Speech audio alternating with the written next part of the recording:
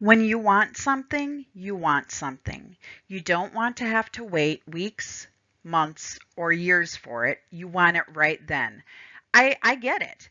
And so does most of America. But there is a better way to get what you want, and it doesn't require getting into debt up to your armpits. We all know there's going to be a time when we're going to have to make a very large purchase and aren't going to be able to just write a check and mail it to the seller. A couple weeks ago, we talked a bit about setting up a savings account to establish an emergency fund. But you can also start in a savings account to, wait for it, save for something. So there are some definite differences when paying for something with cash that you've saved and buying things on credit. Let's take a look at the differences now. While saving for a purchase, the bank pays you interest.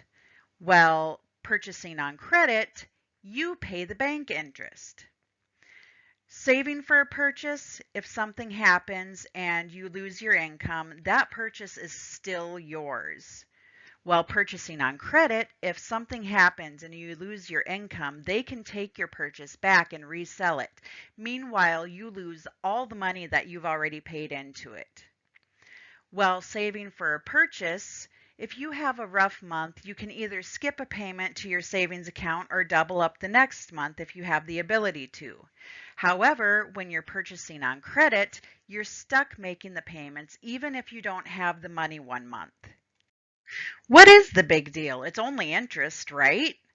Saving versus buying on credit makes a difference, and let me show you why using a couple of handy websites and a $20,000 car as an example.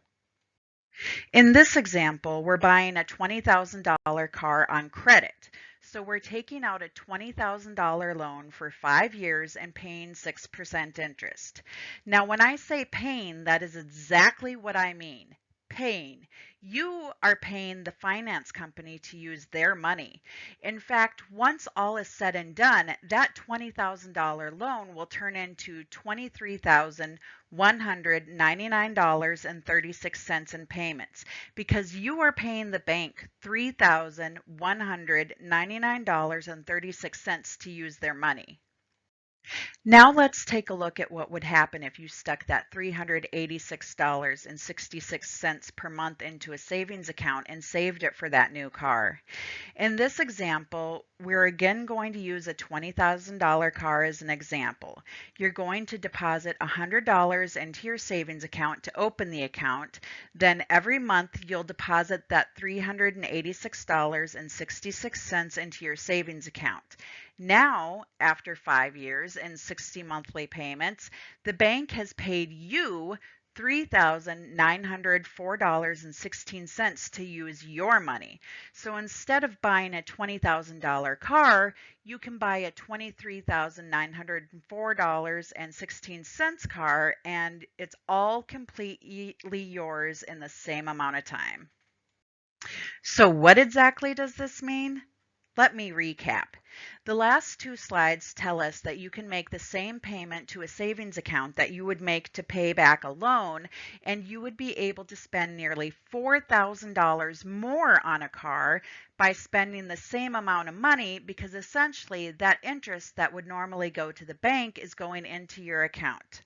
Alternatively, you can make the payments to yourself for 4.25 years instead of the creditor for 5 years and come out being able to spend the same amount of money on a car. Now, I'm going to be honest. Don't get me wrong. I realize that there can be times in your life when you might have to pay with credit, even if you don't want to. Your car could break down and you must have a reliable vehicle to get to work, or maybe you need a reliable car to do your job and can't get a temporary beater to get you by. In this case, if you haven't been planning to buy a new vehicle, you're more than likely going to have to pay with a loan. But if you can in any way avoid it, please do. Thank you for joining me today. I hope you get some useful information from this presentation and can live a life free from debt and in turn, free from worry.